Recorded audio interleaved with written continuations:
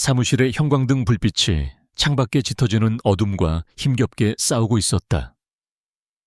빗줄기가 유리창을 세차게 때리는 소리가 늦은 시간까지 남아있는 직원들의 키보드 소리에 섞여들었다. 강태준, 아니 지금은 김민수라는 이름으로 살고 있는. 그는 낡은 책상에 앉아 텅 빈 모니터를 응시했다. 그의 옷차림은 주변 동료들과 확연히 달랐다. 브랜드 로고 하나 없는 평범한 셔츠와 몇 번을 빨아색이 바랜 면바지.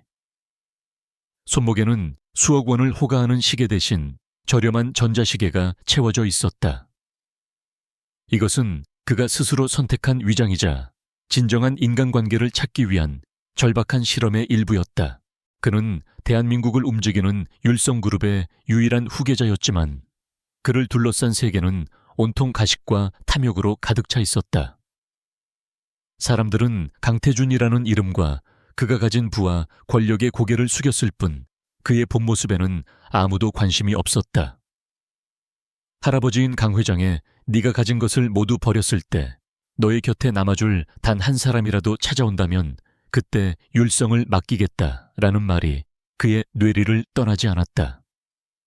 그래서 그는 모든 것을 버리고 김민수라는 평범한 남자가 되어 이 작은 무역회사에 위장 취업했다. 하지만 현실은 생각보다 더 차가웠다. 이 대리 주말에 뭐 했어? 나는 남자친구랑 백화점 가서 신상 가방 하나 샀잖아. 박주임이 화려한 네일아트를 자랑하며 말했다. 그녀의 시선이 잠시 민수에게 닿았다가 경멸의 빛을 띠며 빠르게 비껴갔다. 그들의 대화 주제는 언제나 명품 해외여행 부동산 투자 같은 것들이었다. 민수는 그들의 대화에 낄 수 없었고 그들 역시 그를 자신들의 세계에 들일 생각이 전혀 없어 보였다. 그는 투명 인간처럼 존재했다. 아무도 그에게 말을 걸지 않았고 점심시간에도 그는 늘 혼자였다. 이런 외로움은 그가 재벌 3세로 살면서 느꼈던 고독과는 또 다른 종류의 것이었다. 오늘따라 빗소리는 그의 마음을 더욱 무겁게 짓눌렀다. 텅 빈 사무실에 홀로 남겨질 것이라는 예감이 들자 그는 난생 처음으로 용기를 내보기로 결심했다. 자리에서 일어난 그는 동료들에게 다가갔다. 저기, 오늘 저녁에 혹시 시간 괜찮으시면 같이 식사라도 하실래요? 제가 얼마 전에 괜찮은 식당을 하나 알게 돼서요. 그의 목소리는 약간 떨리고 있었다. 이런 종류의 제안은 그에게 너무나도 낯선 일이었다. 동료들의 시선이 일제히 그에게 쏠렸다. 그들의 눈에는 놀라움과 당혹감, 그리고 약간의 조소가 섞여 있었다. 가장 먼저 입을 연 것은 이 대리였다. 그는 과장되게 손목시계를 확인하며 말했다. 어쩌나 김민수 씨, 오늘은 선약이 있어서 힘들겠는데 다음 기회에 하죠. 그의 말은 정중했지만 다음 기회는 영원히 오지 않을 것임을 모두가 알고 있었다. 박주임도 기다렸다는 듯이 거들었다. 맞아, 나도 오늘 가족들이랑 저녁 먹기로 해서. 민수 씨도 얼른 들어가 봐요. 그들의 거절은 칼날처럼 날카롭지는 않았지만 보이지 않는 벽을 더욱 견고하게 만드는 차가운 돌멩이 같았다. 민수는 멋쩍게 웃으며 고개를 끄덕일 수밖에 없었다. 그의 초대는 그렇게 허공으로 흩어졌다. 동료들이 하나둘씩 사무실을 떠나고 마침내 거대한 공간에는 민수 혼자만 남았다. 창밖의 빗줄기는 더욱 거세지고 있었다. 도시의 불빛들이 빗물에 번져 아련하게 보였다. 그는 깊은 한숨을 내쉬며 자신의 자리로 돌아왔다. 실패는 예상했지만 막상 겪고 나니 마음 한구석이 시렸다. 이것이 평범한 사람들의 세계인가? 아니면 단지 자신이 이방인이기 때문에 겪는 일인가? 그는 수많은 사람들에게 둘러싸여 있으면서도 늘 혼자였지만 지금처럼 처절하게 혼자라고 느껴본 적은 없었다. 그때였다. 사무실 구석에서 조용한 움직임이 느껴졌다. 그의 시선이 향한 곳에는 한 여자가 있었다. 건물의 청소를 담당하는 한은솔이었다. 그녀는 사람들의 눈에 띄지 않게 그러나 꼼꼼하게 자신의 일을 하고 있었다. 낡은 작업복을 입고 머리는 질끈 묶은 채 그녀는 묵묵히 쓰레기통을 비우고 바닥을 닦았다. 사람들은 그녀를 가구처럼 여겼다. 존재하지만 인식하지는 않는. 민수 역시 처음에는 그랬다. 하지만 혼자가 된 지금 그녀의 존재가 선명하게 다가왔다. 그녀는 늘 같은 시간에 나타나 조용히 자신의 일을 하고 소리 없이 사라졌다. 은솔은 텅 빈 사무실을 둘러보다가 아직 자리를 지키고 있는 민수를 발견하고는 살짝 놀란 표정을 지었다. 그녀는 그가 불편할까봐 조심스럽게 그의 책상 주변을 피해 다른 곳부터 청소하기 시작했다. 그때 그들의 시선이 허공에서 마주쳤다. 아주 짧은 순간이었다. 은솔은 당황하며 고개를 숙였지만 민수는 그 순간 그녀의 눈에서 어떤 감정을 읽었다. 그것은 동정이나 호기심이 아니었다. 그저 담담하고 고요한 마치 깊은 호수 같은 눈빛이었다. 그 눈빛이 그의 마음에 작은 파문을 일으켰다. 민수는 자신도 모르게 자리에서 일어났다. 그리고는 망설임 없이 그녀에게로 걸어갔다. 그의 발걸음 소리에 은솔은 하던 일을 멈추고 고개를 들었다. 그녀의 눈에는 의아함이 가득했다. 이 회사의 직원 중 누구도 그녀에게 먼저 말을 건 적이 없었다.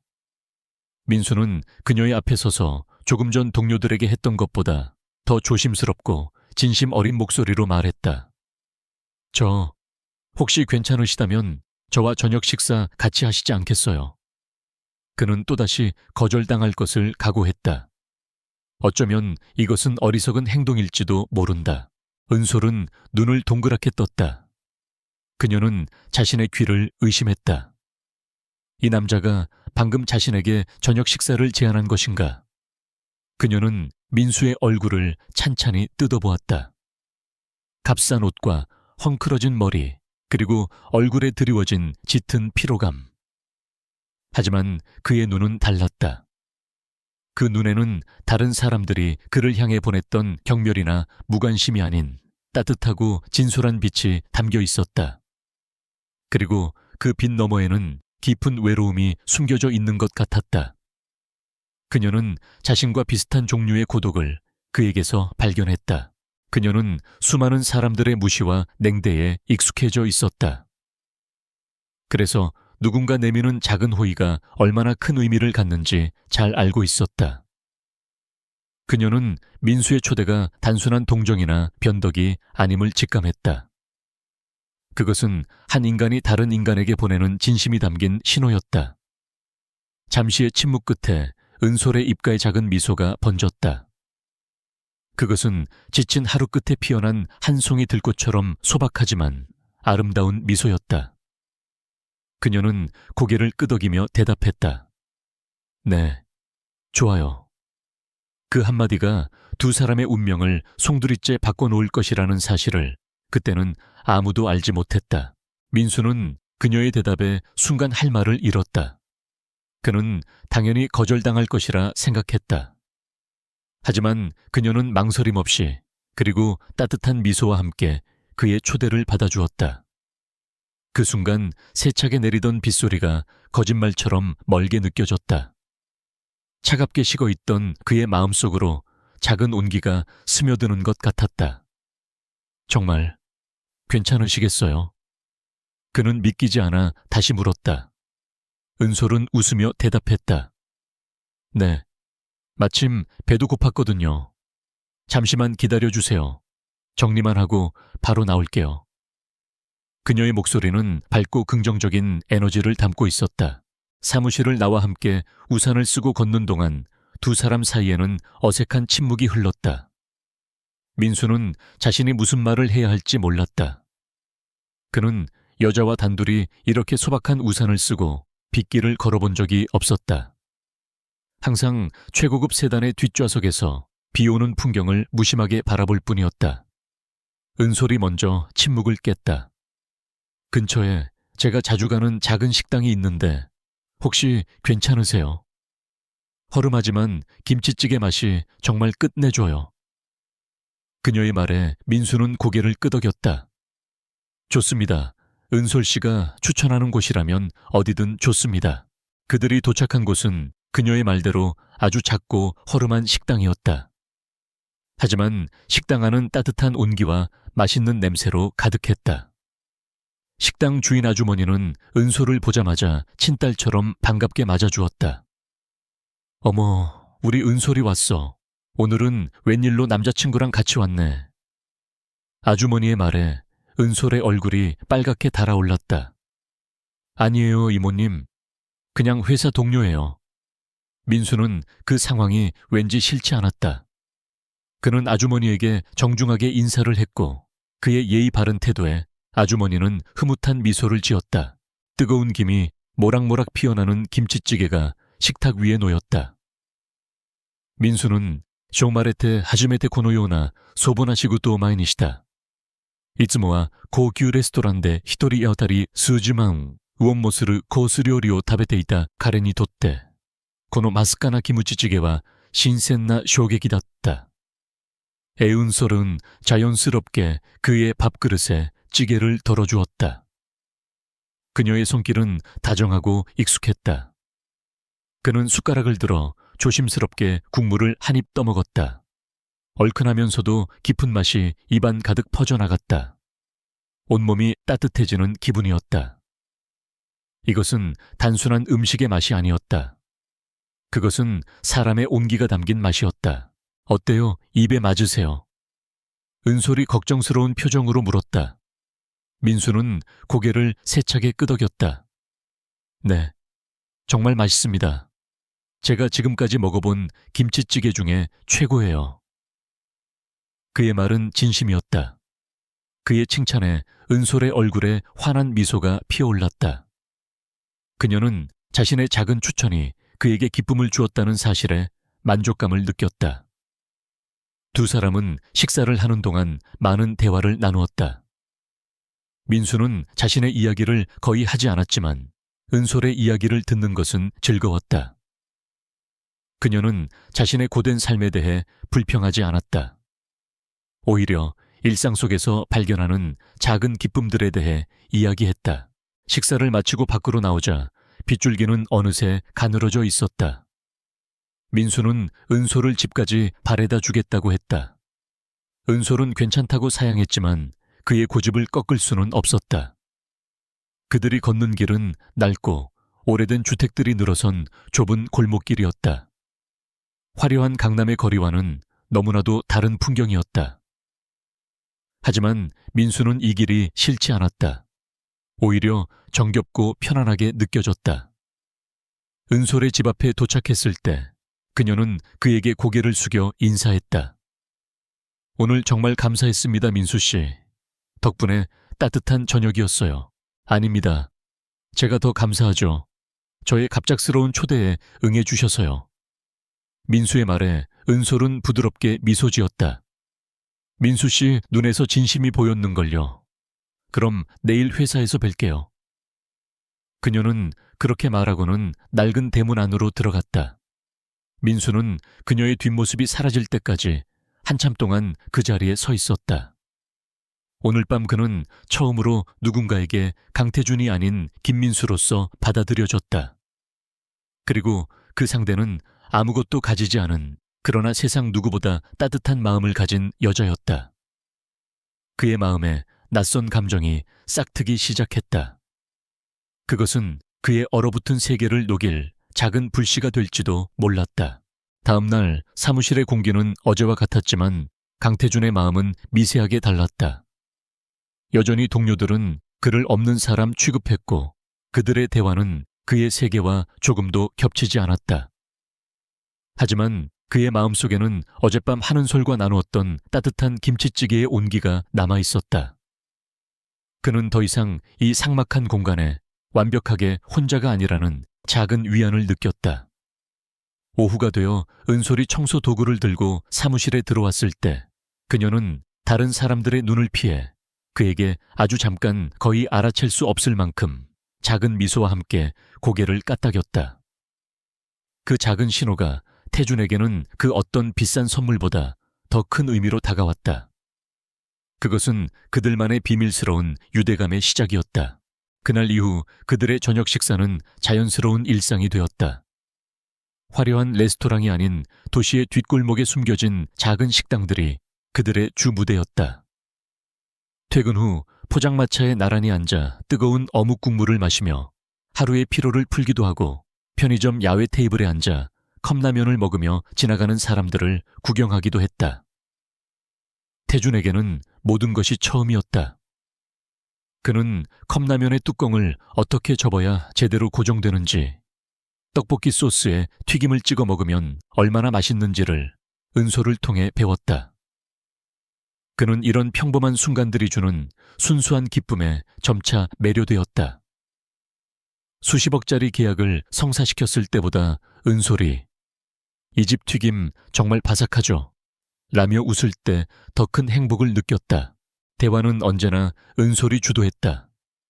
그녀는 자신의 삶에 대해 솔직하게 이야기했다. 어릴 적 부모님을 여의고 홀로 살아온 이야기.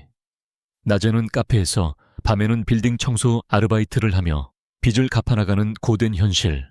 그리고 언젠가 작은 꽃집을 차리고 싶다는 소박한 꿈에 대해서도. 그녀의 이야기는 슬펐지만 그녀의 목소리에는 결코 좌절이나 원망이 담겨 있지 않았다. 오히려 꿋꿋하고 희망에 차 있었다. 태주는 훌륭한 청중이 되어주었다. 그는 그녀의 모든 말에 귀를 기울였고 진심으로 공감했다. 반면 그는 자신의 이야기는 철저히 숨겼다. 그는 김민수라는 인물을 위해 시골에서 상경해 작은 자취방에서 홀로 사는 평범하지만 조금은 외로운 청년이라는 배경을 만들어냈다. 거짓말을 할 때마다 그의 마음은 무거워졌지만 은솔과의 시간을 잃고 싶지 않은 마음이 더 컸다. 하지만 완벽한 위장은 존재하지 않는 법. 그의 본 모습은 무의식 중에 조금씩 가면을 뚫고 비어져 나왔다. 어느 날 저녁 그들은 식사를 마치고 거리를 걷다가 고급 와인숍의 쇼윈도 앞을 지나게 되었다. 은솔이 진열된 와인병 하나를 가리키며 감탄했다. 우와, 저 와인병 정말 예쁘다. 엄청 비싸겠죠. 그 순간 태주는 자신도 모르게 입을 열었다. 아, 저건 샤토마구 1982년산이군요. 포도 작황이 유난히 좋았던 해라 세기의 빈티지로 불리죠. 블랙커런트와 삼나무 향이 어우러진 복합적인 아로마가 특징인데 지금 마시면 아마. 그는 와인의 역사와 특징에 대해 유창하게 설명하다가 은솔의 동그래진 눈을 보고 말을 멈췄다. 아차 싶었다. 평범한 회사원 김민수가 알기에는 너무나 전문적인 지식이었다. 그는 황급히 웃으며 머리를 긁적였다. 하하, 그냥 예전에 TV 프로그램에서 본 기억이 나서요. 전문가들이 엄청 칭찬하더라고요. 그는 어색하게 둘러댔지만 은솔의 표정에는 여전히 의아함이 남아있었다. 그녀는 더 이상 묻지 않았지만 그 순간의 기억은 그녀의 마음에 작은 의문의 씨앗을 심었다. 평소에 그는 과묵하고 소박한 사람이었는데 방금 전 와인을 설명하던 그의 눈빛과 말투는 마치 다른 사람처럼 자신감 있고 기품이 넘쳤다. 그 부조화가 그녀를 혼란스럽게 만들었다. 또 한 번의 결정적인 사건은 며칠 뒤에 일어났다. 그들이 함께 버스를 기다리던 정류장 근처에서 갑자기 한 노인이 가슴을 부여잡고 쓰러졌다. 주변 사람들은 소리를 지르거나 어쩔 줄 몰라 하며 우왕좌왕했다. 그러나 태주는 달랐다. 그는 한치의 망설임도 없이 쓰러진 노인에게 달려갔다. 그는 침착하게 노인의 상태를 살피고 주변 사람들에게 119에 신고해 주세요. 그리고 저쪽에 있는 약국에서 구급상자 좀 가져다 주세요. 라고 명확하고 단호한 목소리로 지시했다. 그의 목소리에는 사람들을 움직이게 하는 힘이 있었다. 그는 노인의 기도를 확보하고 자신의 겉옷을 벗어 베개처럼 받쳐주는 등 능숙하게 응급처치를 했다. 은솔은 그 모든 광경을 넋을 잃고 바라보았다. 위기 상황에서 보여준 그의 침착함과 리더십은 평범한 회사원의 그것이라고는 믿기 어려웠다. 사람들은 어느새 그의 지시에 따라 일사불란하게 움직이고 있었다.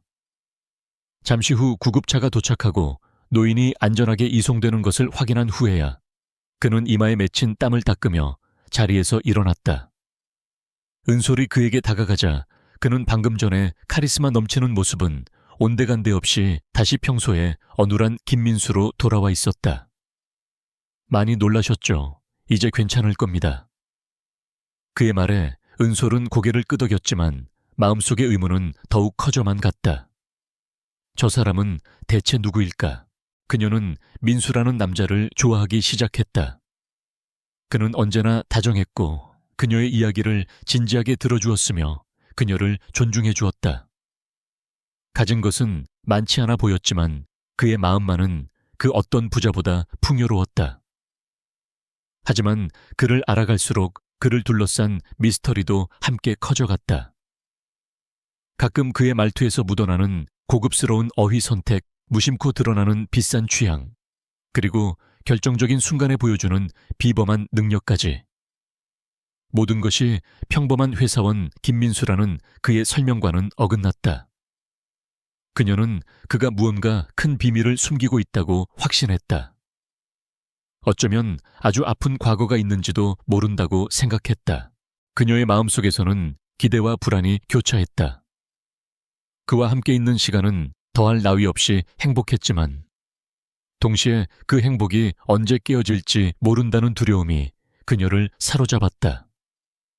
그에게 직접 물어보고 싶다는 충동이 몇 번이고 일었지만 차마 용기를 내지 못했다. 만약 진실을 알게 되었을 때 이 위태로운 관계가 산산조각 나버릴까봐 두려웠다. 그래서 그녀는 모르는 척 그의 정체를 캐묻는 대신 그가 보여주는 모습만을 믿기로 했다. 하지만 마음 한구석에 자리 잡은 의심의 그림자는 날이 갈수록 짙어지고 있었다. 태준 역시 은솔을 향한 자신의 감정이 단순한 호기심이나 연민을 넘어섰다는 것을 깨닫고 있었다. 그는 그녀와 함께 있을 때만 온전한 자신이 되는 기분이었다. 재벌 후계자라는 무거운 갑옷을 벗고 오직 한 남자로서 그녀를 마주할 수 있었다. 그녀의 미소는 그의 지친 영혼을 치유했고 그녀의 꿋꿋함은 그에게 새로운 용기를 주었다. 그는 사랑에 빠지고 있었다. 그리고 그 사실이 그를 더욱 고통스럽게 만들었다. 그의 사랑은 거짓말이라는 모래 위에 쌓아 올린 성과 같았다. 언젠가는 반드시 무너져 내릴 운명이었다. 그는 매일 밤 잠자리에 누워 고민했다. 모든 것을 고백해야 할까 하지만 어떻게 사실 저는 율성그룹의 후계자 강태준입니다. 라고 말하면 그녀가 과연 믿어줄까? 설령 믿는다 해도 그녀는 자신을 기만한 그를 용서할 수 있을까? 그녀는 분명 배신감에 몸을 떨며 그를 떠나버릴 것이다. 그는 그녀를 잃는 것을 상상하는 것만으로도 숨이 막혔다. 결국 그는 또다시 진실을 외면하는 길을 택했다. 하루라도 더 단 하루라도 더 그녀의 곁에서 김민수로 머물고 싶었다. 이기적인 욕심이라는 것을 알면서도 그는 은솔이 주는 달콤한 행복에서 벗어날 수 없었다. 어느덧 저녁 공기가 제법 쌀쌀해진 가을밤이었다. 그들은 한강공원 벤치에 나란히 앉아 고요히 흐르는 강물을 바라보고 있었다. 수많은 불빛들이 강물 위에서 부서지며 아름다운 야경을 만들어내고 있었다. 여기서 이렇게 강을 보고 있으면 복잡했던 마음이 좀 편안해지는 것 같아요. 은솔이 나지막이 말했다. 태주는 말없이 고개를 끄덕였다. 그는 그녀의 옆모습을 가만히 바라보았다.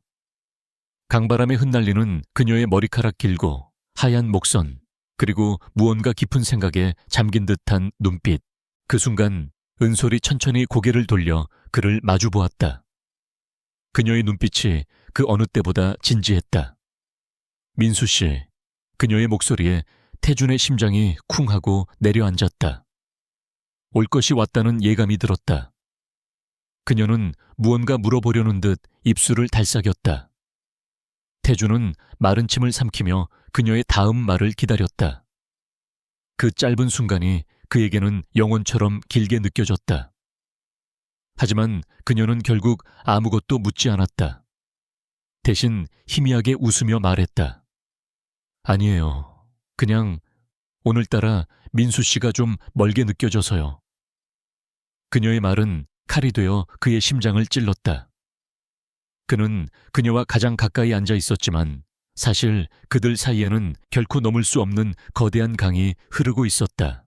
유채리는 날카로운 하이힐 소리를 내며 최고급 대리석이 깔린 펜트하우스 거실을 오갔다. 그녀의 손에 들린 와인잔이 위태롭게 흔들렸다. 율성그룹의 강태준. 대한민국 최상위 포식자이자 태양그룹의 외동딸인 그녀와 정략적으로 약혼한 남자. 그가 연기처럼 사라진 지 벌써 한 달이 다 되어가고 있었다. 그녀는 태준을 사랑하지 않았다. 하지만 그는 그녀의 것이어야만 했다. 그녀의 자존심이자 태양그룹의 미래를 위한 가장 중요한 트로피였다. 그런 그가 감히 자신을 무시하고 잠적했다는 사실에 그녀는 모욕감과 분노로 온몸을 떨었다. 아직도 못 찾았어.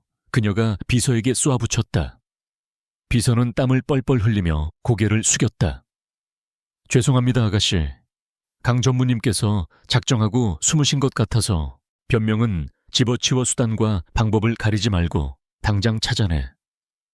대한민국 땅에서 내 눈을 피할 수 있을 거라고 생각해. 그녀의 날카로운 목소리가 거실을 울렸다.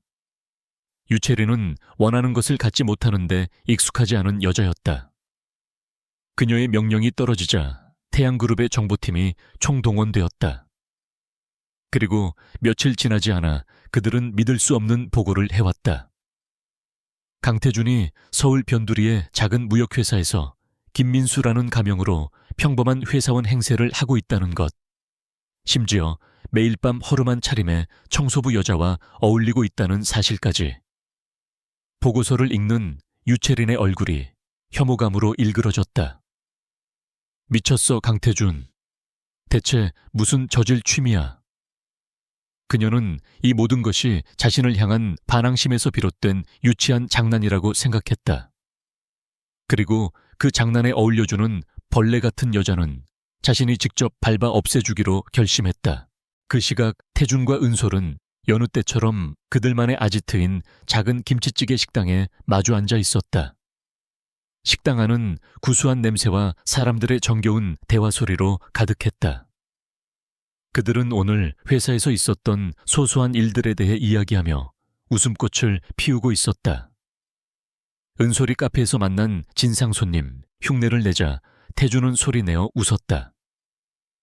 그가 이렇게 순수하게 웃을 수 있는 것은 오직 그녀의 앞에서뿐이었다. 이 작고 허름한 공간은 그에게 세상에서 가장 안전하고 평화로운 피난처였다. 그는 강태준이라는 무거운 이름을 잠시 잊고 온전히 김민수로서 행복을 느낄 수 있었다. 하지만 그 평화는 오래가지 않았다. 식당의 낡은 문이 거칠게 열리고 찬바람과 함께 모든 소음이 거짓말처럼 멎었다. 모든 사람의 시선이 문가로 쏠렸다. 그곳에는 머리부터 발끝까지 최고급 명품으로 치장한 유채린이 서 있었다. 그녀의 차가운 아름다움과 오만한 분위기는 이곳의 소박한 풍경과 극명한 대조를 이루었다. 그녀는 주변을 둘러보는 사람들을 벌레 보듯 훑어본 후 곧장 태준과 은솔이 앉은 테이블로 향했다. 그녀가 다가올수록 태준의 얼굴은 급격하게 굳어졌다. 피하고 싶었던 최악의 현실이 그의 눈앞에 펼쳐지고 있었다. 은솔은 갑작스러운 상황 변화에 어리둥절한 표정으로 고개를 들었다. 체리는 태준을 잠시 쳐다보더니 이내 경멸 가득한 시선으로 은솔을 위아래로 훑었다. 어머나 태준 오빠, 취향이 정말 독특해졌네. 그녀의 목소리는 꿀처럼 달콤했지만 그 안에는 날카로운 독이 숨겨져 있었다. 오빠라는 호칭에 은솔의 심장이 덜컥 내려앉았다. 체리는 태준의 대답은 듣지도 않고 오직 은솔에게만 말을 이었다. 아가씨, 지금 자기가 누구랑 밥을 먹고 있는지 알기는 해. 이런 누추한 곳에서 이런 싸구려 음식을. 오빠가 버리는 유치한 장난에 어울려주는 값은 제대로 받고 있는 거야. 그녀의 말 한마디 한마디는 비수가 되어 은솔의 가슴에 박혔다. 은솔은 얼굴이 새하얗게 질린 채 아무 말도 하지 못했다. 머릿속이 하얗게 비어버리는 기분이었다. 체리는 그런 그녀의 반응이 재미있다는 듯 핸드백에서 두툼한 돈다발을 꺼내 테이블 위로 던졌다. 자, 이걸로 그 더러운 옷이나 새로 사 입어. 그리고 다시는 내 남자 앞에 나타나지 마. 넌 감히 넘볼 수도 없는 세상의 사람이니까. 돈다발이 테이블 위로 흩어지며 은솔의 밥그릇 안으로까지 떨어졌다. 그것은 완벽한 모욕이었다. 식당 안의 모든 사람들이 숨을 죽인 채 이 광경을 지켜보고 있었다. 은솔의 눈에서 뜨거운 눈물이 핑 돌았다. 슬픔보다 더 큰 것은 참을 수 없는 수치심이었다. 그 순간이었다. 충격으로 굳어있던 태준이 자리에서 벌떡 일어났다. 그의 눈빛은 이전에 온화한 김민수의 것이 아니었다. 모든 것을 얼려버릴 듯한 차갑고 살벌한 강태준의 눈빛이었다. 유채린.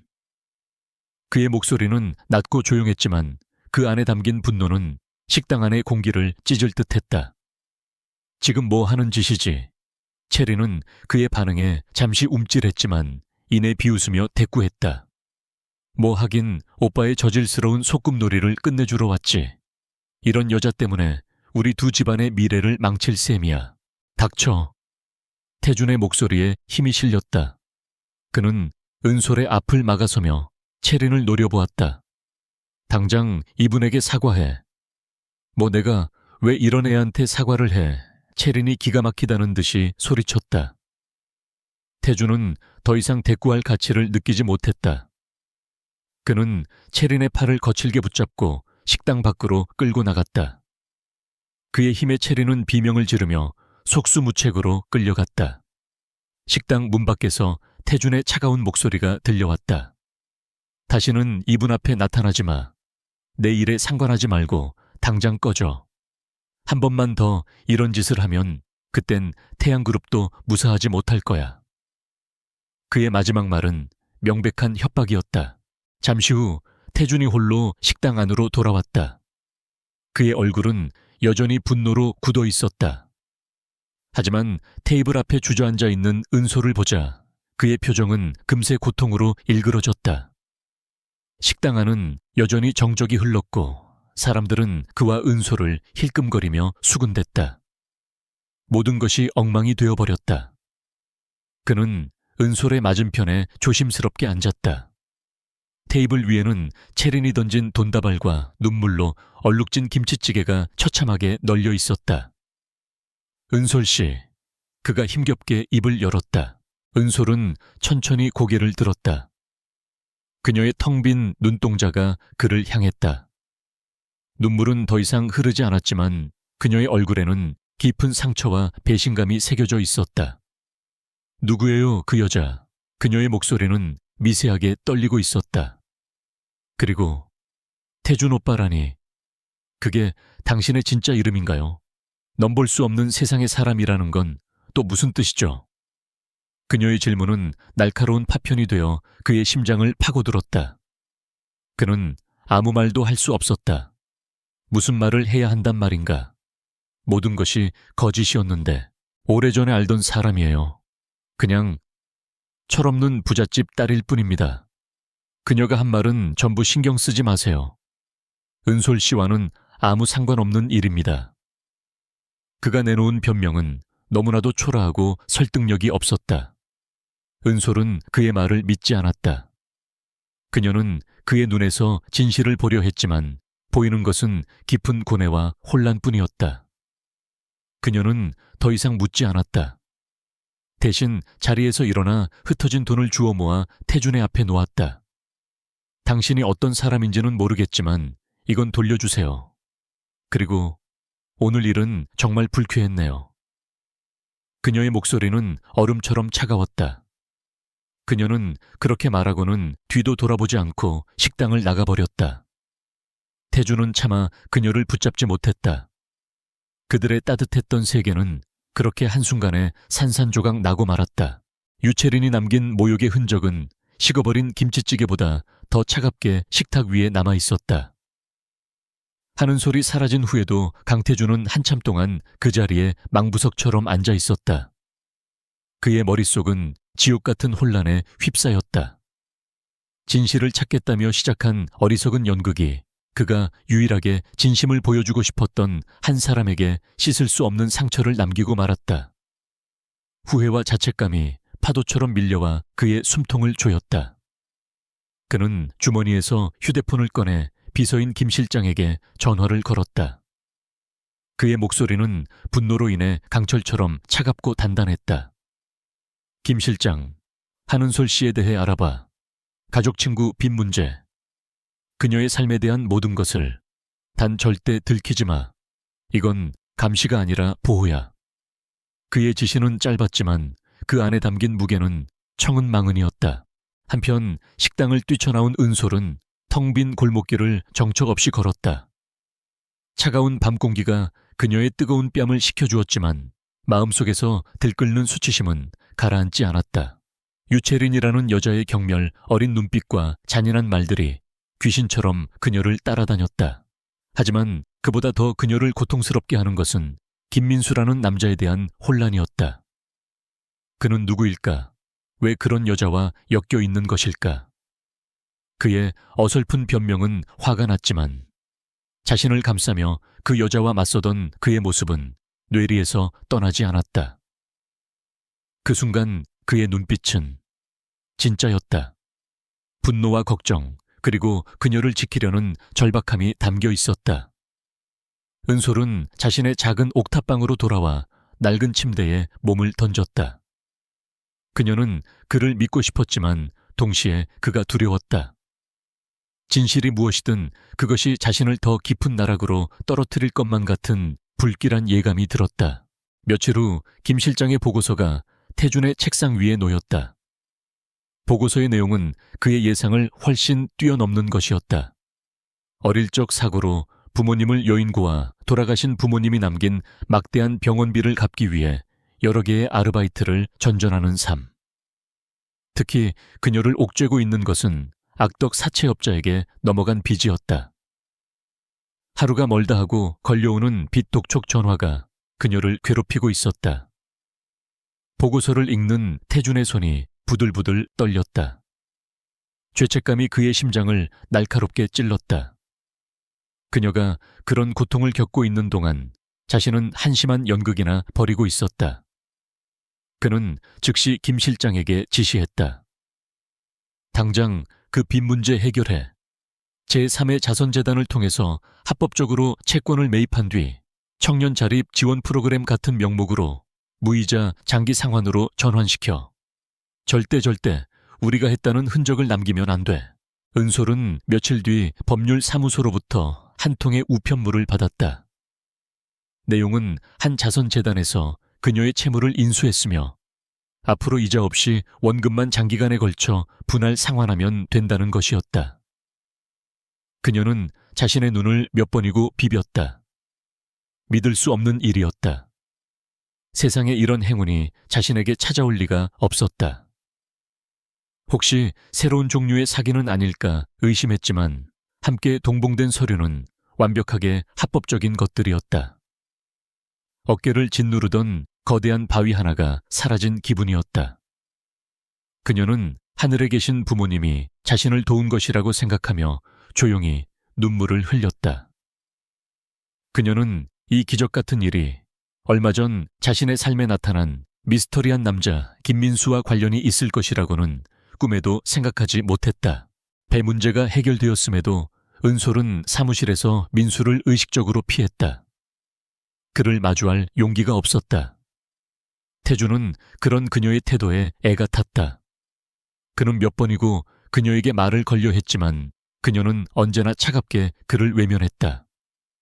그들의 관계는 그렇게 끝나는 듯 보였다. 하지만 태준은 포기할 수 없었다. 그날 밤 그는 그녀가 일을 마칠 때까지 회사 앞에서 하염없이 기다렸다. 마치 그들이 처음 만났던 날처럼 또다시 비가 내리고 있었다.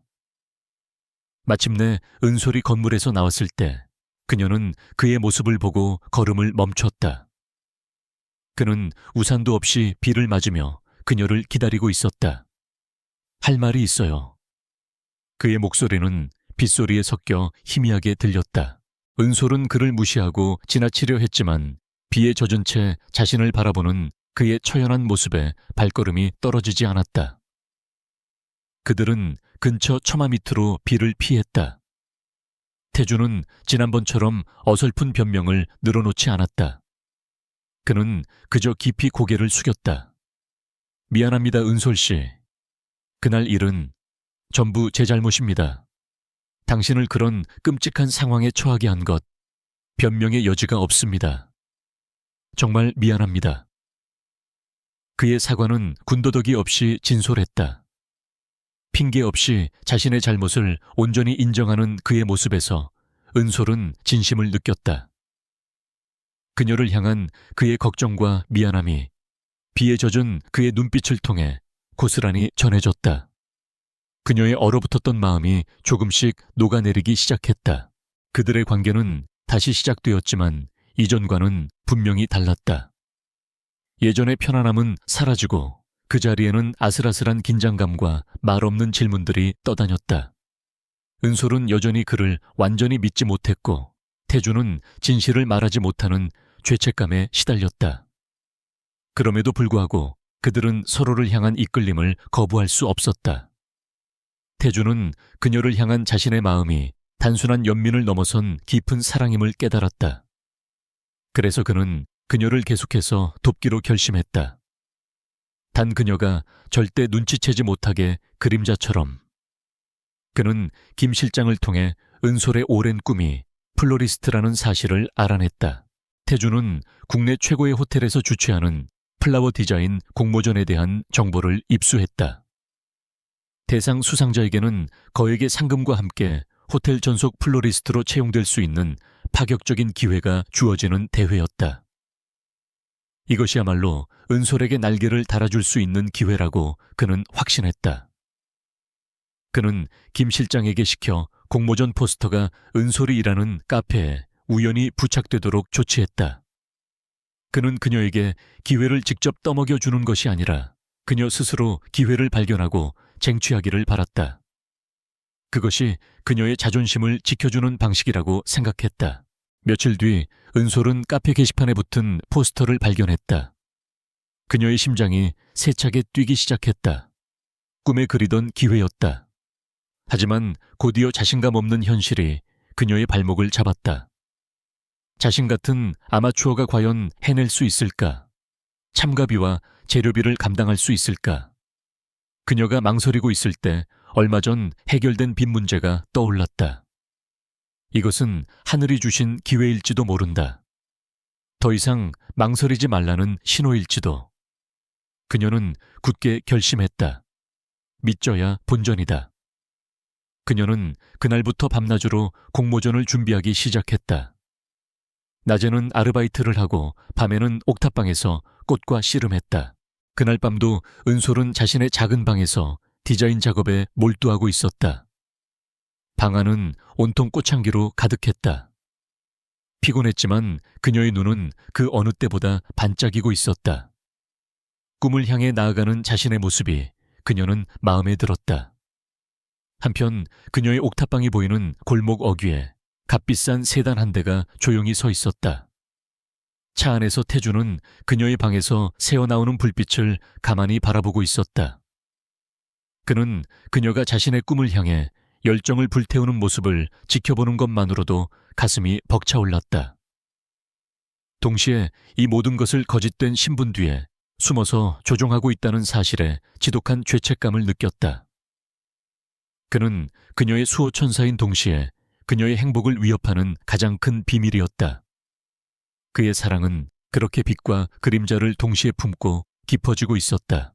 유채리는 강태준이 한은솔의 빚을 해결해주고 그녀가 공모전에 참가하도록 뒤에서 도왔다는 사실을 알게 되자 참을 수 없는 분노에 휩싸였다.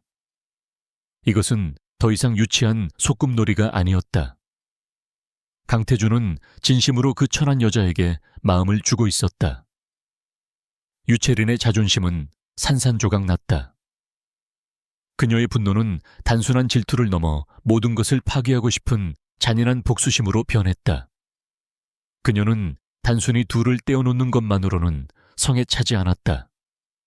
하는 소리 가진 소박한 꿈과 희망, 그리고 강태준에 대한 작은 믿음까지 그녀의 세계 전체를 가장 공개적이고 잔혹한 방식으로 무너뜨려야만 직성이 풀릴 것 같았다. 완벽한 무대를 구상하던 그녀의 머릿속에 기막힌 아이디어가 떠올랐다. 율성그룹의 연례자선 갈라 디너. 강태준이 그룹의 후계자로서 공식적인 연설을 해야 하는 바로 그 자리였다. 그녀는 은솔을 그 지옥의 무대로 끌어들이기 위해 교활한 덫을 놓았다. 은솔이 참가한 플라워 디자인 공모전의 최종 심사와 우승자 발표를 율성그룹의 갈라 행사에서 진행하도록 주최 측에 압력을 넣은 것이다. 율성그룹의 막대한 후원을 받는 주최 측은 그녀의 제안을 거절할 수 없었다. 이로써 은솔은 자신의 꿈을 위해 제 발로 호랑이 굴에 들어올 수밖에 없게 되었다. 이것은 은솔의 희망 자체를 미끼로 사용하는 더할 나위 없이 잔인한 계략이었다. 며칠 뒤 은솔은 자신이 공모전의 최종 후보 3인에 올랐으며 최종 우승자가 발표되는 갈라 디너에 반드시 참석해야 한다는 통보를 받았다. 은솔은 기쁨에 넘쳐 어쩔 줄 몰랐다. 그녀의 노력이 드디어 결실을 보는 순간이었다. 그녀는 가장 먼저 민수에게 이 소식을 알렸다. 민수 씨, 저 최종 후보래요. 믿어주세요. 율성그룹에서 주최하는 갈래에서 시상식을 한대요. 그녀의 목소리는 흥분으로 떨리고 있었다. 그 말을 듣는 순간 태준의 온몸이 얼어붙었다. 율성갈라. 그가 그룹의 후계자로서 절대 빠질 수 없는 행사였다. 그는 모든 것이 유채린이 파놓은 함정임을 직감했다. 끔찍한 딜레마에 빠졌다. 지금 모든 것을 고백하고 그녀를 막아야 할까? 아니면 이대로 파국을 맞이해야 할까? 그는 애써 침착함을 유지하며 그녀를 말려보려 했다. 갈라 같은 건 다 허울뿐인 파티예요. 가진 자들의 위선을 구경하러 갈 필요 없어요. 하지만 꿈에 부푼 그녀를 막을 수는 없었다. 갈라 당일 밤 최고급 호텔의 연회장은 대한민국의 정재계 인사들로 가득 찼다.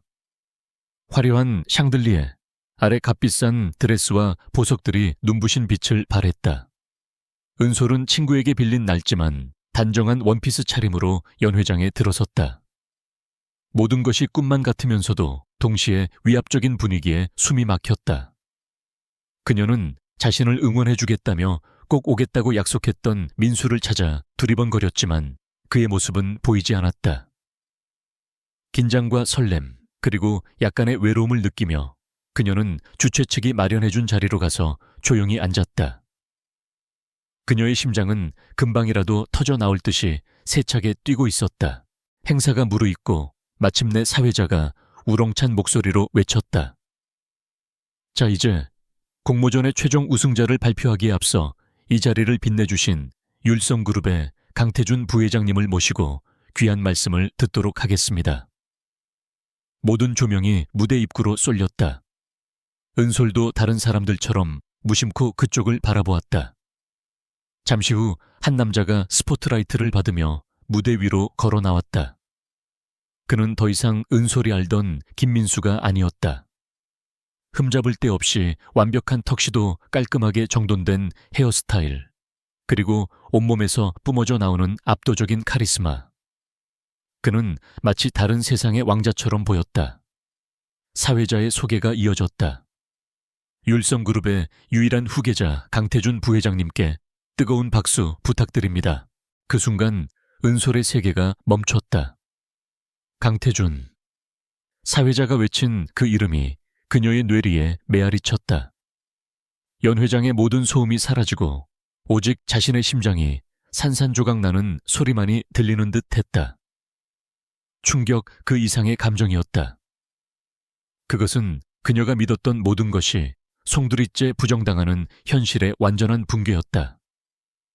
김민수와 함께했던 모든 순간들, 소박한 저녁 식사 진솔했던 대화 위기 속에서 자신을 지켜주던 든든함. 그 모든 것이 한순간의 잔인한 거짓말로 변해버렸다. 그녀가 사랑에 빠지기 시작했던 그 남자는 존재하지 않았다. 그녀는 그저 모든 것을 가진 재벌 3세의 유흥거리에 불과했던 것이다. 차가운 배신감이 칼날이 되어 그녀의 심장을 도려냈다. 무대 위에 선 태주는 준비된 연설을 시작했지만 그의 눈은 필사적으로 군중 속에서 은솔을 찾고 있었다. 마침내 거대한 연회장 건너편에서 그들의 시선이 마주쳤다. 그는 그녀의 얼굴에 떠오른 완전한 절망과 파괴의 표정을 보았다. 그의 목소리가 순간 흔들렸다. 그는 무슨 말을 해야 할지 잊어버렸다. 은솔은 더 이상 숨을 쉴 수 없었다. 그녀는 의자에서 벌떡 일어나 뒤돌아섰다. 이 끔찍한 악몽에서 벗어나야 했다. 그녀는 화려한 옷을 입은 사람들 사이를 미친 듯이 헤치며 출구를 향해 달려갔다. 그 와중에 군중 속에서 자신을 보며 경멸과 승리의 미소를 짓고 있는 유채린의 얼굴이 스쳐 지나갔다. 모든 것이 계획된 함정이었음을 확인하는 순간이었다. 태주는 그녀가 달려 나가는 것을 보았다. 그는 연설을 멈추고 사회자의 당황한 목소리와 웅성거리는 사람들을 뒤로 한 채 무대에서 뛰어내렸다. 부회장님, 강 부회장님. 그를 부르는 소리들이 귓가에 닿지 않았다. 그는 오직 은솔의 뒷모습만을 쫓았다. 마침내 그는 연회장 밖 복도에서 그녀의 팔을 붙잡았다. 은솔 씨, 제발 내 말 좀 들어봐요. 설명할게요. 그의 목소리는 절박했다. 은솔이 천천히 고개를 돌렸다. 그녀의 얼굴은 눈물로 엉망이 되어 있었고 그녀의 눈에는 지독한 상처와 분노가 뒤섞여 있었다. 뭘 설명하겠다는 거죠. 당신의 존재 자체가 전부 거짓이었는데 내가 당신의 유치한 연극에 노란한 바보 같은 장난감이었다는 거, 이거 놔요. 다시는 내 몸에 손대지 마. 그녀는 비명을 지르며 그의 손을 뿌리치고 다시 어둠 속으로 달려가 버렸다. 태주는 망연자실한 채 텅 빈 복도에 홀로 서 있었다. 갈라 행사는 아수라장이 되었다. 율성그룹의 후계자가 연설 도중 무대에서 뛰쳐나간 전대미문의 사건의 장내는 술렁였고 기자들은 셔터를 터뜨리기 바빴다. 하지만 강태주는 그 어떤 것에도 신경 쓰지 않았다. 그는 곧장 할아버지인 강 회장의 개인 서재로 향했다. 불호령이 떨어질 것을 각오했다. 그러나 서재에서 그를 기다리고 있는 강 회장의 표정은 놀랍도록 평온했다. 그는 태준에게 맞은편 의자를 권했다. 앉아라.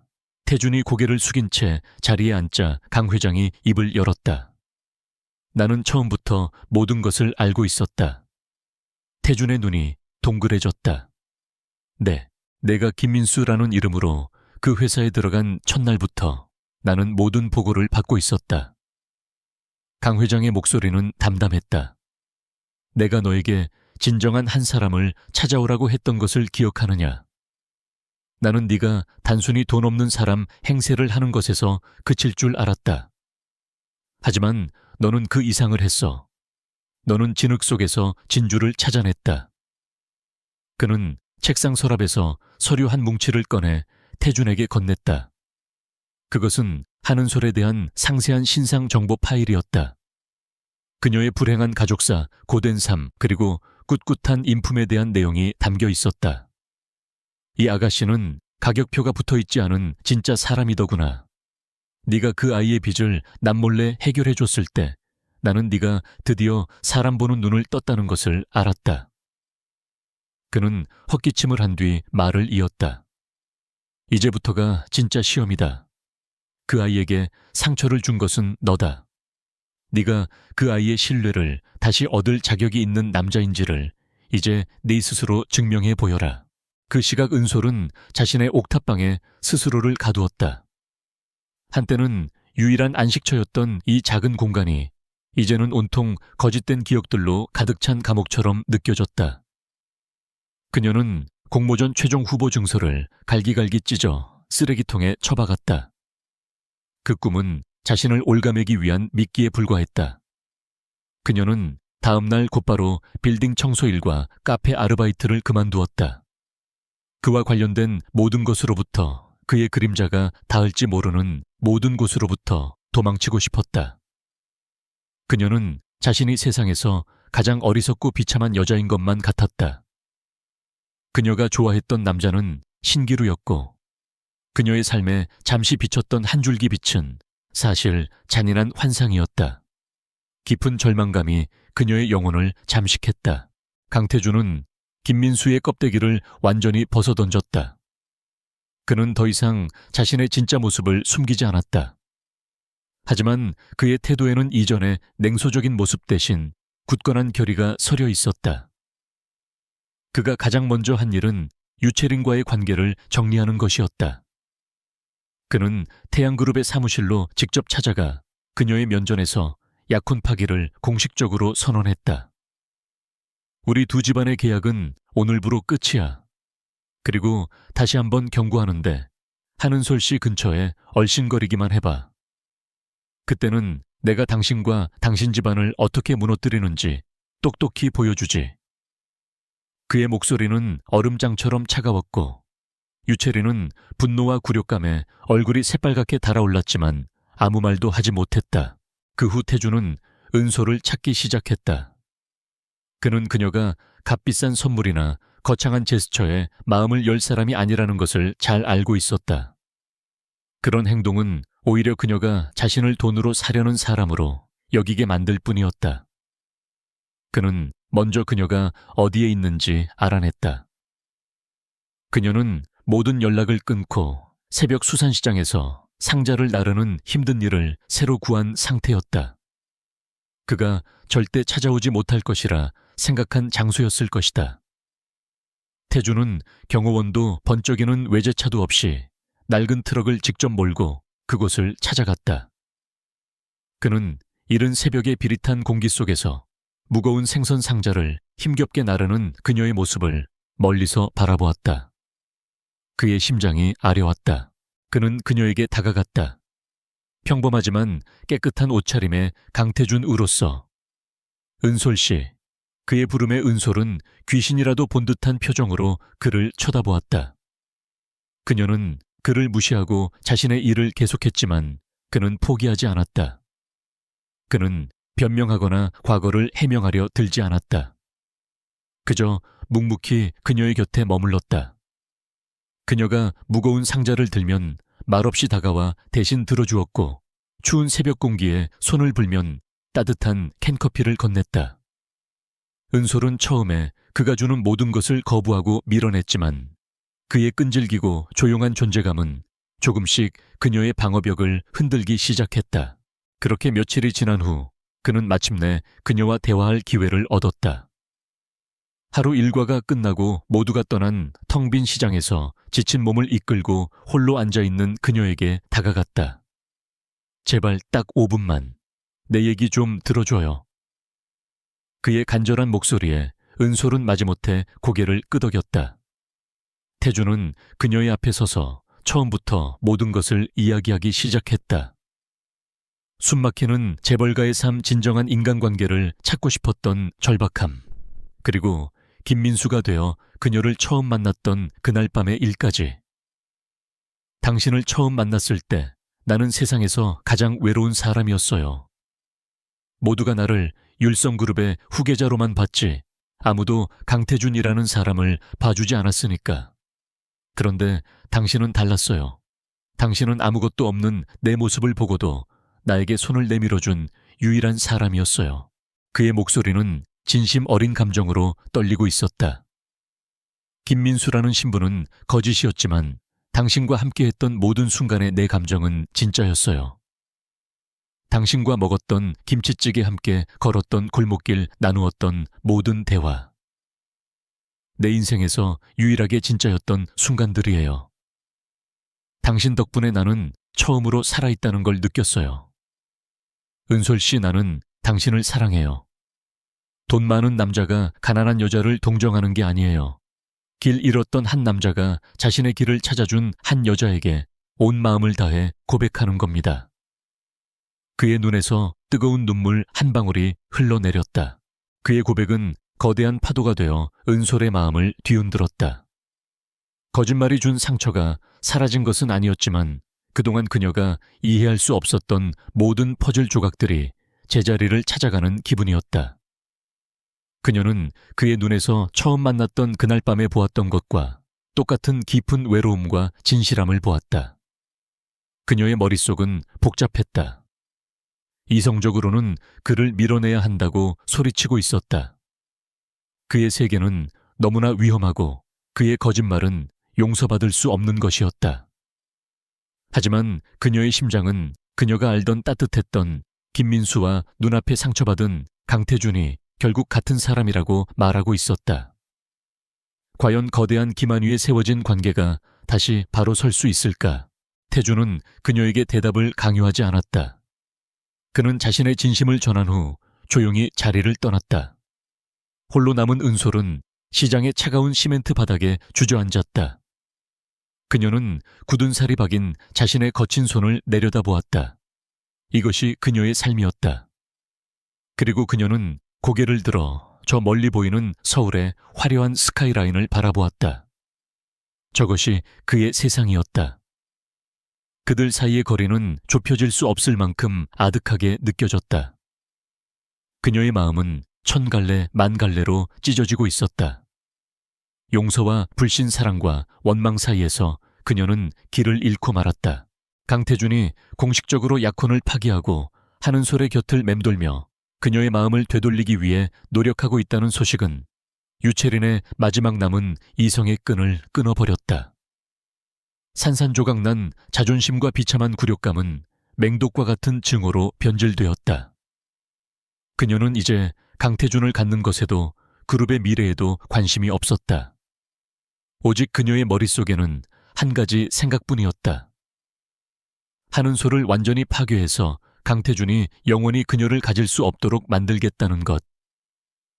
이성을 잃은 그녀는 자신이 가진 모든 힘을 동원해 가장 잔인하고 비열한 공격을 시작했다. 공격은 여러 방향에서 동시에 그리고 무자비하게 시작되었다. 먼저 그녀는 자신의 영향력을 이용해 은솔이 새로 구한 수산시장 일자리에서 쫓겨나게 만들었다. 태양그룹의 자회사가 시장 상인들이 거래하는 유통업체를 협박했고 시장 주인은 울며 겨자 먹기로 은솔을 해고할 수밖에 없었다. 하루아침에 생계수단을 잃은 은솔이 망연자실할 틈도 없이 더 끔찍한 공격이 이어졌다. 유채린은 돈으로 매수한 타블로이드 신문사와 인터넷 커뮤니티에 왜곡된 이야기를 흘렸다. 율성그룹 후계자 홀린 꽃뱀의 실체라는 자극적인 제목의 기사가 온라인을 뒤덮었다.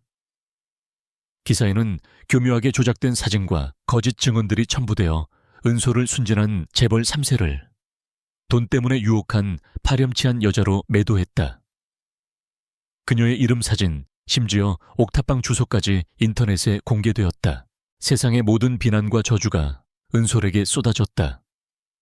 그녀의 휴대폰은 알 수 없는 번호로부터 걸려오는 욕설과 협박 전화로 쉴 새 없이 울려댔다. 하지만 유채린의 악행은 여기서 그치지 않았다. 그녀는 건달들을 고용해 은솔의 옥탑방으로 보냈다. 건달들은 문을 거칠게 두드리며 강태준에게서 떨어지지 않으면 내 인생이 어떻게 되는지 똑똑히 보게 될 것이라며 그녀를 위협했다. 일자리를 잃고 세상의 손가락질을 받고 신변의 위협까지 느끼게 된 은솔은 공포와 절망 속에서 무너져 내렸다. 이것이 바로 강태준이 사는 세상의 민낯이라고 생각했다. 그와 엮이면 이렇게 갈기갈기 찢겨나가는 것이 운명이라고. 마침내 그녀를 찾아온 태준에게 그녀는 울부짖으며 소리쳤다. 이게 당신이 사는 세상인가요? 나는 이런 곳에서 살아남을 수 없어요. 제발, 제발 나를 그냥 내버려둬요. 당신의 존재 자체가 나에겐 재앙이에요. 은솔의 절규는 태준의 심장을 후벼 팠다. 하지만 그는 더 이상 고뇌하며 주저앉아 있지 않았다. 그의 눈에는 슬픔과 함께 차가운 분노가 불타오르고 있었다. 이제 방역의 시간이었다. 그는 자신의 모든 힘을 율성그룹 후계자라는 막강한 권력을 남김없이 사용하기로 결심했다. 그의 첫 번째 조치는 은솔의 안전 확보였다. 그는 김 실장과 율성그룹 최고의 보안팀을 움직여 은솔이 눈치채지 못하게 그녀의 옥탑방 주변을 24시간 철통같이 경호했다. 물리적인 위협으로부터 그녀를 완벽하게 보호하는 것이 최우선이었다. 다음은 언론 전쟁이었다. 그는 단순한 반박 기사를 내는 대신 정면 돌파를 택했다. 율성그룹의 법무팀은 해당 타블로이드사와 악성 게시글을 유포한 네티즌들을 명예훼손으로 모조리 고소했다. 홍보팀은 디지털 포렌식 기술을 동원해 유포된 사진이 조작되었음을 증명하고 루머의 진원지가 태양그룹 소유의 유령 회사임을 밝혀냈다. 그리고 태주는 직접 기자회견을 자청했다. 수많은 카메라 플래시 앞에서 그는 조금도 위축되지 않고 당당하게 말했다. 한은솔 씨는 제가 아는 가장 강하고 순수한 사람입니다. 그녀를 향한 저의 마음은 진심이며 이 모든 사태를 초래한 책임은 전적으로 저에게 있습니다. 저는 제 사람을 지키기 위해서라면 그 어떤 것도 감수할 것입니다. 그의 선언은 은솔을 지키겠다는 공개적인 약속이자 유채린을 향한 최후 통첩이었다. 하지만 태준의 진짜 방역은 이제부터 시작이었다. 그는 루머의 출처를 추적하는 과정에서 훨씬 더 거대하고 추악한 진실을 발견했다. 유채린이 이번 일을 꾸미면서 그녀의 아버지인 유 회장이 관리하던 거액의 비자금을 무심코 사용했던 것이다. 율성의 조사팀은 그 비자금의 실체를 파고들었고 마침내 태양그룹 전체를 뒤흔들 불법 로비와 횡령 탈세의 증거들을 확보했다.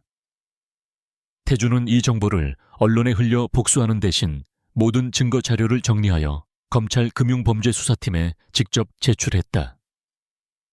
그는 사적인 복수가 아닌 정의로운 심판을 택했다.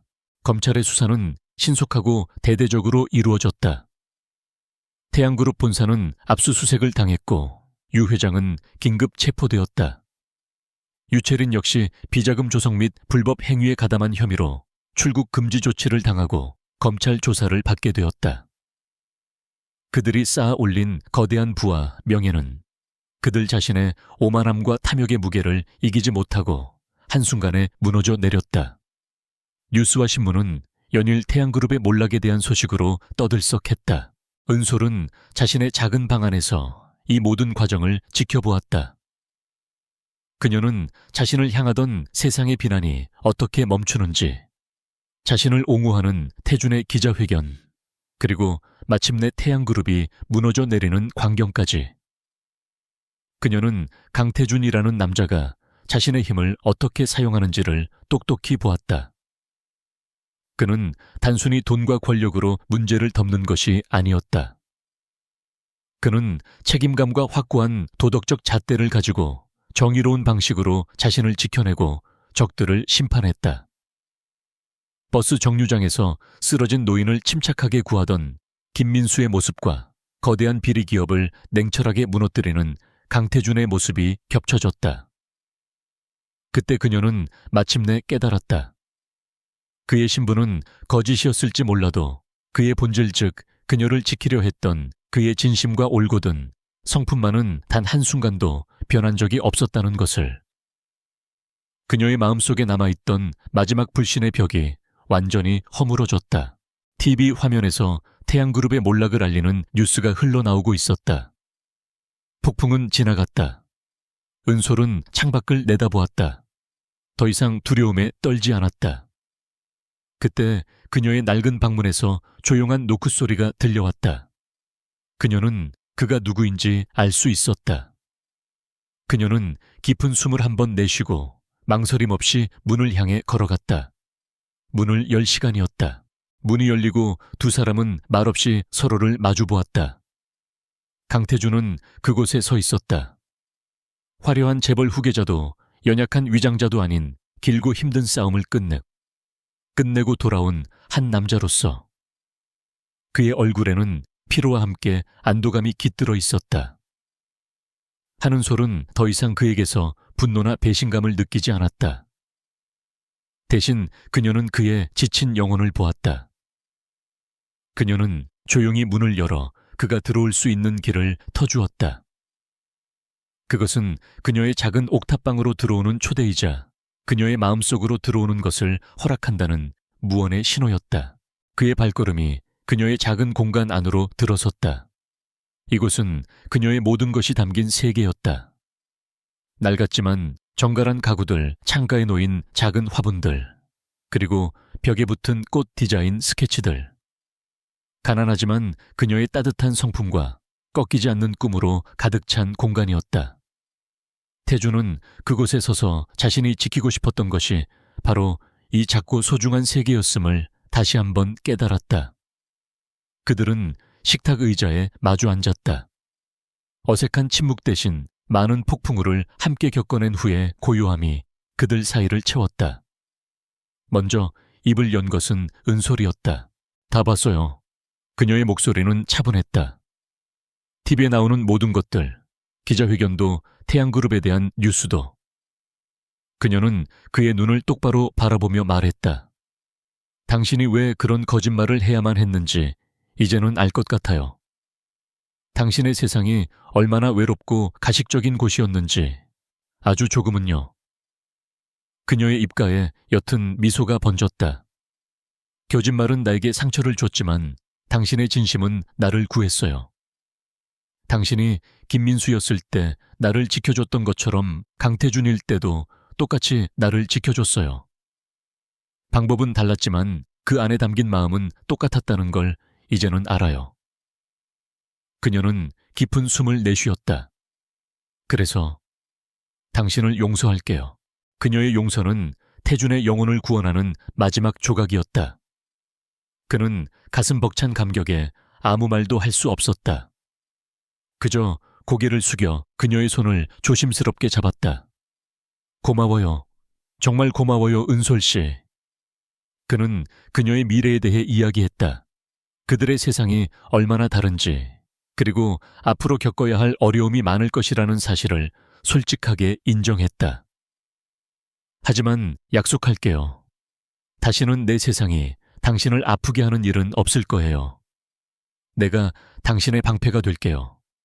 무슨 일이 있어도 당신을 지킬 겁니다. 그의 약속은 더 이상 공허한 말이 아니었다. 그는 이미 행동으로 그것을 증명했다. 이야기를 마친 후 태주는 자리에서 일어나 그녀의 앞에 섰다. 그는 그녀의 눈을 바라보았다. 그 눈빛은 처음 만났던 그날 밤 비에 젖은 채 그녀에게 저녁 식사를 청하던 김민수의 눈빛과 똑같이 진솔하고 간절했다. 그는 주머니에서 화려한 다이아몬드 반지 대신 작고 소박한 들꽃 모양의 반지를 꺼냈다.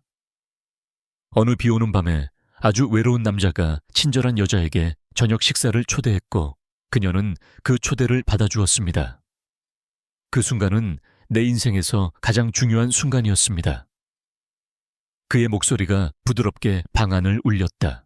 이제 그때 그 남자가 그때 그 여자에게 더 큰 초대를 하려고 합니다. 그는 그녀의 앞에 한쪽 무릎을 꿇었다. 한은솔 씨, 율성그룹의 후계자로서가 아니라 세상 무엇보다 당신을 사랑하는 한 남자로서 초대합니다. 나와 함께 내 남은 인생 전부를 함께 해주시겠습니까? 그의 청혼은 부와 명예에 대한 약속이 아니었다. 그것은 한 인간의 영혼이 다른 인간의 영혼에게 보내는 가장 순수하고 진실된 초대였다. 모든 것이 시작되었던 그 첫 만남처럼 은솔은 눈물을 글썽이며 그를 내려다보았다.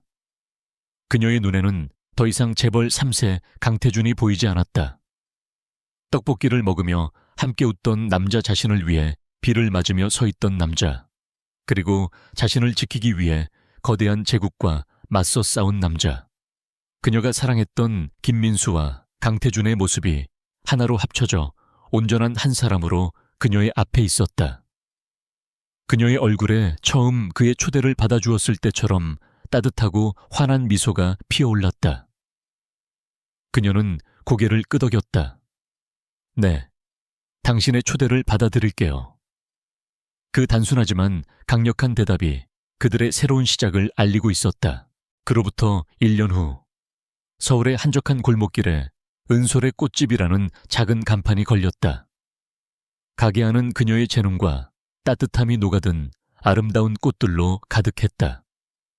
그녀는 자신의 힘으로 꿈을 이루었고, 가게는 그녀의 자부심이자 행복의 원천이 되었다. 그녀는 더 이상 율성그룹의 그늘에 숨지 않았다. 세상은 그녀를 율성그룹 강태준 회장의 아내이자 실력 있는 플로리스트 한은솔로 기억했다. 강태준은 할아버지의 뒤를 이어 율성그룹의 공식적인 회장이 되었다. 그는 이전보다 더 성숙하고 책임감 있는 리더가 되었다. 그는 때로 냉철한 결단을 내려야 했지만 그의 모든 결정의 밑바탕에는 사람에 대한 따뜻한 시선과 확고한 윤리 의식이 자리 잡고 있었다. 그는 더 이상 외롭지 않았다. 그의 곁에는 언제나 그의 진짜 모습을 알아봐주고 믿어주는 단 한 사람이 있었기 때문이다. 어느 늦은 저녁 태주는 회장으로서의 무거운 옷을 벗고 김민수를 닮은 편안한 옷차림으로 아내의 가게를 찾았다. 가게 안에는 은은한 꽃향기와 함께 은솔의 조용한 웃음소리가 가득했다. 그는 자연스럽게 아내의 옆으로 다가가 화분에 물을 주는 것을 도왔다. 오늘 하루는 어땠어요? 바빴지만 좋았어. 당신은? 그들의 대화는 세상 모든 평범한 부부들의 그것과 다르지 않았다. 그들은 자신들의 세계를 하나로 합쳐 그들만의 견고하고 행복한 세계를 만들어낸 것이다. 화분에 물을 주던 태준이 문득 그녀를 돌아보며 말했다. 그때 내 초대를 받아줘서 고마워. 은솔이 활짝 웃으며 대답했다. 내 인생 최고의 저녁 식사였는걸요. 그들의 시선이 마주쳤다. 그들의 사랑은 가장 평범하고 진실된 순간에 시작되어 이제 영원히 되었다.